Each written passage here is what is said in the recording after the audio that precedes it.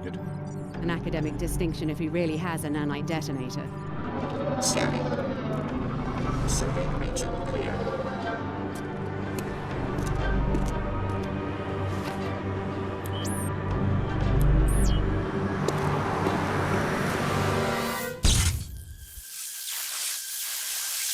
The security bots have acquired the target. We're too late! Deus Ex Invisible War is the sequel to Deus Ex, the wildly popular and critically acclaimed first-person RPG released in the year 2000 and developed by Aeon Storm. It was a really cool cyberpunk-themed game about conspiracies involving MJ-12 and the Illuminati, and you took on the role of JC Denton, a UNATCO agent who ultimately has to decide between three vastly different outcomes for the game's ending. Invisible War takes place 20 years after the events of the first game, going off the basis that all of the possible endings have come to pass. There are still hints of the MJ-12 and the Illuminati, but the two major factions this time around are the Order and the WTO. You choose to play as a male or female character named Alex, a trainee at the Tarsus Academy which comes under attack by the Order in the game's prologue. However, you soon learn that you've been under secret observation by the Tarsus Academy this whole time, and also that the Order were actually trying to rescue the students instead of attacking them. From this point, you're released onto the streets of Seattle, and you're able to choose between carrying out tasks for the WTO or the Order, who seem to have a common enemy with the Knights Templar. Another faction called the Omar are a group of cyborgs that seem to be neutral and serve as little more than gun merchants, initially anyway, and they offer up their own set of missions as well. The objectives for one faction will be at odds with those of another faction, and by the end of the game there's essentially 4 possible ways it can all play out. You'll always end up in the same location, but the choices you have to make can differ depending on which side you go with. Even after you repeatedly betray a faction though, they'll give you multiple opportunities to side with them right up until the end of the game. As you progress through the campaign, you'll explore Seattle, Cairo, Germany, and finally Antarctica for the game's finale, keeping in line with the globe-trotting theme of the first game. You can choose from 2 pilots to get you from location to location, which makes little difference in the end, and all of the dialogue is voice acted and delivered through cinematics. They're going right, but I'm up the Swanee until I get those mercs away from my jet. There's a great sense of freedom to exploring all of the environments, collecting items and weapons, hacking into vending machines for spare cash and items, or just talking to NPCs for information on side tasks. You can add up to 2 upgrades to a weapon, which gives the shooting a bit more depth, and also utilize a bunch of different grenade types in combat. Instead of augmentations and skill points, what the game now uses is something called biomods. In essence, it's the same concept. You enhance 5 parts of the body: the eyes, the head, torso, arms, and legs. And the applicable biomods for each body part work in line with whatever body part it's assigned to. So for the eyes you can acquire night vision, for the legs you can dampen your footsteps, and for your arms you can gain increased strength. There's also a sort of flashlight biomod for dark areas that's always installed.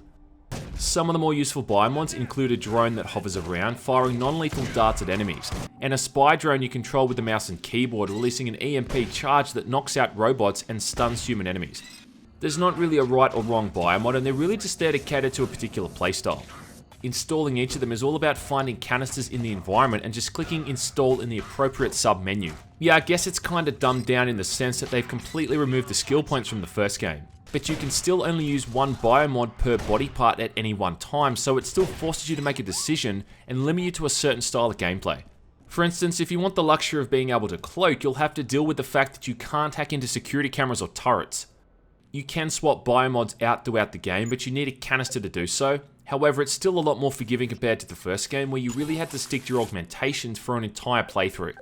Outside of the biomods, the other main decision you'll be making is taking a lethal or non-lethal approach, and whether or not you'll go in guns blazing or taking a more stealthy option. Much like the first game, stealth is a bit of a mixed bag. The AI works off the noise you make, whether you're in the light or shadow and line of sight, which is fine, but you can't lean around corners, making it tricky to ascertain where enemies are located. The only real way to stay undetected is by using the cloaking biomod, which will render you all but invisible at the cost of using up a lot of your energy. Other alternatives are using silenced weapons, and if you're going for a non-lethal approach, you can use a weapon like the boltcaster, or try your hand at the horrible hit detection with the stun prod or baton.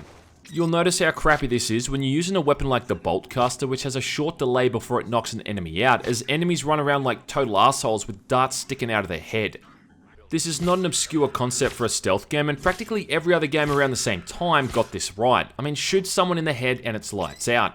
Look at Metal Gear Solid 2 or Splinter Cell as an example, but both Invisible War and the first Deus Ex game still allow enemies to run around in an alerted state, even after a direct headshot, just making the weapons feel less effective.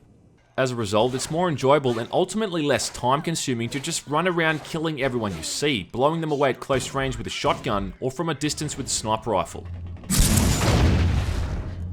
The only time you really need to use some element of subterfuge is around bots and turrets, though you can easily exploit their AI by breaking line of sight, or using a cloaking biomod so they can't even see you in the first place. Another thing I don't like is how ammunition is universal across every single weapon type, excluding grenades. Aside from the aforementioned bolt caster, you've got a pistol, shotgun, sniper rifle, and the old chestnuts like rocket launchers and flamethrowers. And it just doesn't make much sense to me how a flamethrower would run off the same ammunition as a pistol would. It's also just displayed as a generic bar on your heads-up display, instead of actually saying how many shots for each weapon you have left. The other complaints about Invisible War are mostly directed towards comparisons to the first game, which is fair enough. The soundtrack, for instance, whilst composed by the same guy, Alexander Brandon, I found to be much less memorable. As I mentioned earlier, the augmentations or biomods have been dumbed down a fair bit, as has inventory management, which has obviously been done to accommodate the game for the Xbox. I don't understand why they got rid of skill points either. I mean, slowly earning points and upgrading JC was what made the first game so enjoyable, and made you feel like you were progressing as a character. About the only thing Invisible War objectively improves, I think, is the visuals, which is rendered with the Unreal 2 engine, as opposed to the Unreal 1 engine used in the first game. Ion Storm were also working on Thief Deadly Shadows at the same time, and even at a glance, both games look very similar in terms of lighting.